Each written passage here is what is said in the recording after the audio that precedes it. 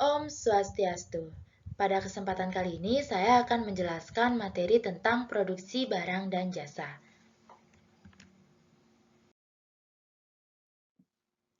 Sebelumnya, perkenalkan, nama saya Niko Mangratnasari dengan NIM 19130310015 dari kelas 6A Pendidikan Kimia. Adapun pokok-pokok bahasan yang akan saya bahas pada hari ini yaitu yang pertama, pengertian produksi barang dan jasa, yang kedua, faktor-faktor produksi, yang ketiga, sifat perencanaan produksi, yang keempat, teori produksi, yang kelima, jenis-jenis proses produksi, yang keenam, perencanaan proses produksi, yang ketujuh, tahapan produksi barang dan jasa, dan yang kedelapan, tentang pengendalian produksi. Nah, untuk sebab yang pertama yaitu pengertian produksi barang dan jasa. Produksi barang dan jasa adalah usaha untuk mengubah sesuatu barang menjadi barang lainnya atau usaha untuk mewujudkan sesuatu jasa. Nah, yang mana barang atau komoditas dalam pengertian ekonomi itu merupakan suatu objek fisik yang dapat dilihat dan disimpan atau jasa yang memiliki nilai. Contohnya seperti pakaian, makanan, minuman, komputer, dan lain sebagainya. Nah, dalam ilmu ekonomi, jasa atau layanan itu juga diartikan sebagai aktivitas ekonomi yang melibatkan sejumlah interaksi dengan konsumen atau dengan barang-barang milik tetapi tidak menghasilkan transfer kepemilikan. Contohnya seperti jasa pengiriman barang, jasa fotografi, serta jasa transportasi dan lain sebagainya. Saya lanjutkan ke subbab yang kedua yaitu tentang faktor-faktor produksi. Faktor-faktor produksi itu ada 4, yaitu capital atau modal, labor atau tenaga kerja, skill atau keahlian, dan yang terakhir yaitu land atau lahan. Saya bahas satu persatu. Pada capital itu modal biasanya berbentuk uang, namun tidak jarang juga modal itu bisa berupa alat-alat yang digunakan dalam proses produksi seperti mesin atau bangunan-bangunan. Lalu yang kedua adalah labor atau tenaga kerja. Yang mana dalam sebuah produksi, tenaga kerja itu dibutuhkan untuk menjalankan operasional alat-alat yang tersedia agar proses produksi itu berjalan secara lancar. Lalu yang ketiga yaitu skill atau keahlian, yang mana tenaga kerja tentunya memerlukan skill atau keahlian tertentu dalam mengoperasikan alat-alat yang tersedia. Lalu yang terakhir yaitu land atau lahan, yang mana lahan tersebut mengandung sumber daya alam atau bahan baku yang nantinya akan diolah dalam proses produksi. Selanjutnya, saya bahas subbab ketiga yaitu sifat perencanaan produksi. Sifat perencanaan produksi itu ada 8. Yang pertama, berjangka waktu, yang mana pada perencanaan produksi ini itu melihat tahun atau lebih ke depannya. Lalu yang kedua, yaitu berjenjang, yang mana perencanaan produksi itu pastinya akan bertahap dan juga berjenjang. Lalu yang ketiga, yaitu terpadu, yang mana faktor-faktor yang ada di dalam proses produksi itu harus dilakukan secara terpadu. Lalu yang keempat yaitu berkelanjutan, yang mana perencanaan produksi itu disusun berdasarkan hasil evaluasi terhadap rencana sebelumnya dan terus berkembang. Lalu yang kelima yaitu terukur, yang mana produksi itu harus menetapkan ukuran sehingga mudah untuk mengevaluasinya. Lalu yang keenam yaitu realistik, yang mana rencana produksi akan dibuat itu harus disesuaikan dengan kondisi atau realita yang ada di perusahaan. Lalu yang ketujuh yaitu akurat, yang mana perencanaan itu dibuat berdasarkan data-data informasi terpercaya yang akurat.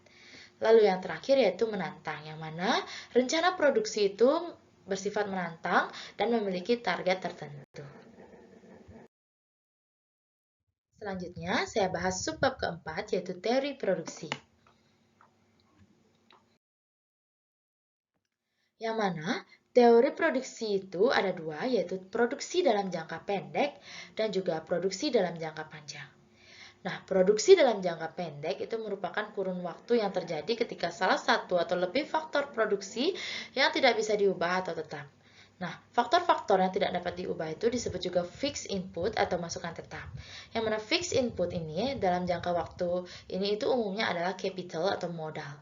Yang mana modal itu bersifat tetap karena jumlahnya tetap dan tidak akan berpengaruh terhadap banyaknya hasil produksi. Sedangkan tenaga kerja itu bersifat variabel karena penggunaannya berubah sesuai dengan banyaknya hasil produksi. Lalu yang kedua yaitu produksi dalam jangka panjang, yang mana jangka panjang itu merupakan suatu proses produksi yang tidak dapat diperkirakan kurun waktunya. Entah itu akan berjalan 10 tahun, 25 tahun, atau bahkan hingga 50 tahun kemudian. Sehingga dalam kurun waktu ini semua faktor produksi yang ada atau yang digunakan itu bersifat variabel atau tidak ada faktor produksi yang tetap. Untuk contohnya akan saya bahas pada slide selanjutnya. Nah, pada produksi dalam jangka pendek, itu contohnya misalnya nih, produsen A ingin meningkatkan banyaknya hasil produksi perusahaan dalam jangka pendek. Maka yang bisa ia lakukan adalah menambah jumlah tenaga kerjanya. Ia tidak bisa menambahkan alat-alat seperti mesin karena ini hanya dalam jangka pendek atau tidak akan selamanya. Lalu yang kedua yaitu produksi dalam jangka panjang. Misalnya, produsen B itu ingin melakukan produksi jangka panjang yang tidak dapat diperkirakan. Maka dia akan sewaktu-waktu bisa menambahkan jumlah modal, tenaga kerja, keahlian, dan juga lahannya. Selanjutnya yaitu subbab kelima tentang jenis-jenis proses produksi. Jenis-jenis teori produksi itu ada dua, yaitu produksi terus-menerus dan produksi terputus-putus. Proses produksi terus-menerus pada umumnya itu disebut dengan produksi continuous, yang mana pada proses produksi ini terdapat pola atau urutan proses yang tidak berubah-ubah dalam proses produksinya. Pada proses produksi ini akan selalu sama dari waktu ke waktu. Pada umumnya, produk yang dihasilkan berupa produk yang standar, di mana variasi produknya relatif kecil bila dibandingkan dengan hasil produksi. Lalu yang kedua yaitu produksi terputus-putus. Proses produksi terputus-putus itu biasa disebut dengan proses produksi intermittent, yang mana dalam proses produksinya terdapat beberapa pola atau urutan proses produksi. Pola proses produksi yang digunakan itu biasanya tidak selalu sama atau berubah-ubah. Variasi produk yang dihasilkan proses produksi ini relatif besar atau banyak bila dibandingkan dengan jumlah produksi yang lainnya. Saya lanjutkan ke subbab ke-6, yaitu perencanaan proses produksi.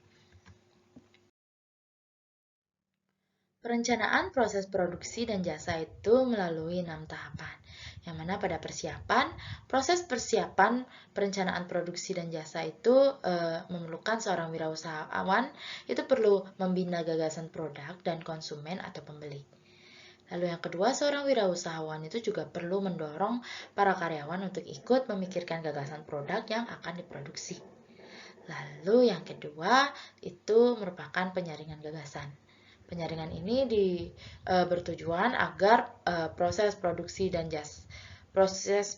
barang dan jasa itu mendapatkan gagasan yang baik dan tepat dalam pembuatannya.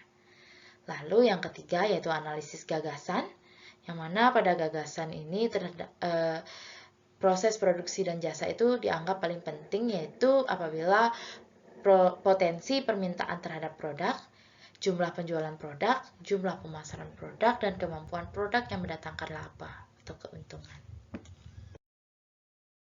Selanjutnya yang keempat yaitu percobaan proses produk, yang mana di dalam percobaan proses produksi terdapat dua hal yang sangat penting, yaitu dari tahap pengelolaan gagasan menjadi sebuah kegiatan konkret, yang mana dan juga pada perusahaan itu menghasilkan produksi yang dapat dipertanggungjawabkan baik secara teknis maupun secara komersial. Lalu tahapan yang kelima yaitu uji coba produk, yang mana pada perencanaan ini terdapat dua macam manfaat yang diperoleh karena adanya uji coba produksi, yaitu memperoleh gambaran yang lebih luas tentang produksi, dapat menentukan kesalahan-kesalahan, kelemahan, cacat tidaknya suatu produk, dan bermanfaat atau tidaknya produk yang dibuat. Lalu yang terakhir yaitu tahap komersialisasi, yang mana pada tahap ini produk itu mengalami proses untuk dikenalkan kepada para konsumen atau pembeli. Berbagai usaha pada tahap komersialisasi ini dilakukan oleh seorang usahawan dengan melaksanakan merek produk, kemasan produk, harga produk, promosi produk, dan distribusinya. Selanjutnya yaitu subbab ke-7, tahapan produksi barang dan jasa. Tahapan produksi barang dan jasa ini ada 6, yaitu yang pertama tahap planning. Pada tahap planning atau perencanaan ini menentukan produk apa dan berapa banyak yang akan diproduksi. Nah, lalu tahap yang kedua yaitu tahap routing, yang mana pada tahap ini merupakan tahap yang menentukan urutan-urutan penyelesaian pekerjaan dari bahan mentah sampai produk yang selesai.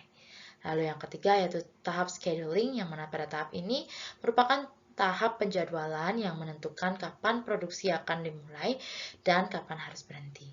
Pada tahap keempat itu tahap dispatching, yang mana pada tahap ini berupa surat perintah dalam bentuk dispatch sheet yang dibuat untuk memberikan perintah sebelum produksi dimulai.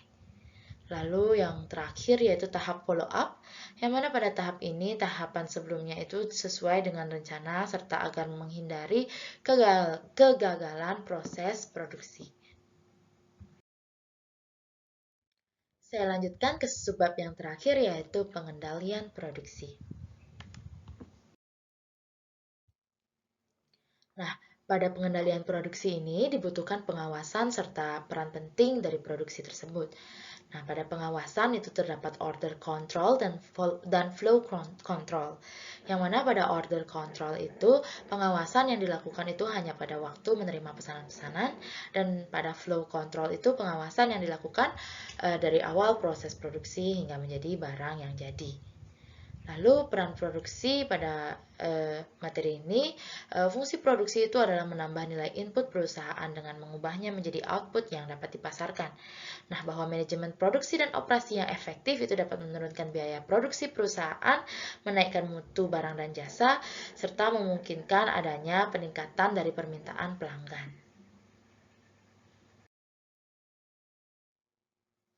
Sekian materi yang dapat saya jelaskan untuk materi produksi barang dan jasa. Apabila ada kekurangan dan salah-salah kata, saya mohon maaf. Saya tutup dengan Prama Santi. Om Santi, Santi, Santi, Om.